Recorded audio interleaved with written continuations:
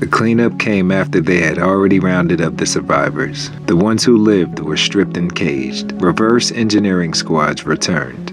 They were not like us. Part serpent, part machine, hiding behind human faces. They came back through the mud thinking they would claim what was left, expecting broken tools, lost machines, and scraps to repurpose. But what came out of the ground left them astonished. Stone by stone, whole structures emerged, temples intact, doorways aligned to the stars. The works of stone stood unbroken, untouched by catastrophe. But it wasn't just the temples. Statues stared back at them as if the earth gave way. Figures carved with such detail, they looked alive. Eyes of pharaohs unblinking, crowns shaped with purpose, mandalas circling their gaze, pulling them deeper the longer they looked. They came across relics the world was never meant to see. Crowns, statues, and sacred objects carrying the mark of our ancestors. The true originals, older than Egypt, stonework shaped to be timeless, built to outlast every flood and every hand that tried to erase it. Still here, still standing.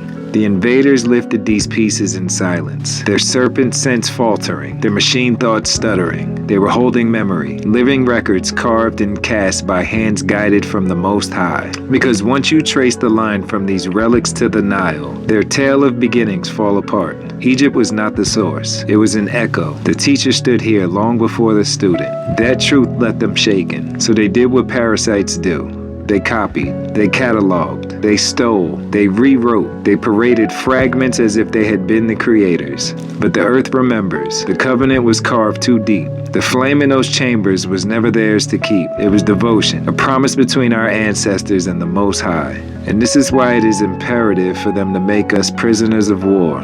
Because the people who remember their own greatness cannot be managed. If you walk free in your mind, if you know the relics in the ground are reflections of what's in you, then their false histories begin to crack. Captivity is their only weapon, cages for the spirit, wars that never end. They must keep you conquered. Because every statue they dragged from the ground, every relic they tried to hide, was a mirror showing them who the true inheritors are.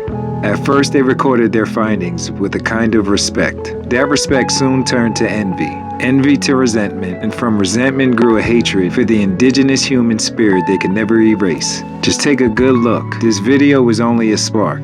The real evidence is all around you, in songs, in place names, in the way the land still answers when you step on it. Be proud of the creator you are.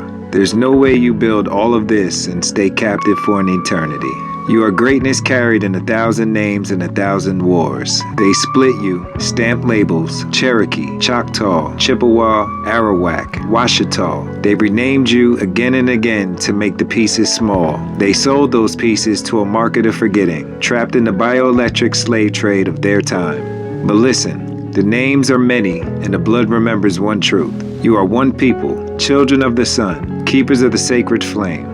The lineage that measured the sky and taught the earth to sing. They can run all of their experiments, tear our work apart in labs and workshops, try to reverse engineer any tool they find, and what they come up with is always a cut down copy, an incomplete version of our superiority. That's why they've been trying to merge with us, to graft their zeros and ones onto living blood. They count code in parts, but they don't read the pulse. We carry more than mechanism. We hold the creator's imprint. Song, ceremony, and lineage, the way hands pray into stone. No algorithm can hold that. So study their copies if you must. But don't be fooled. The real thing lives in you. You are the original, the makers, the flame bearers. What lives in you is the same force that shapes worlds, the same breath that raised monuments from stone. It cannot be bought, broken, or reduced to code, and it'll never belong to them.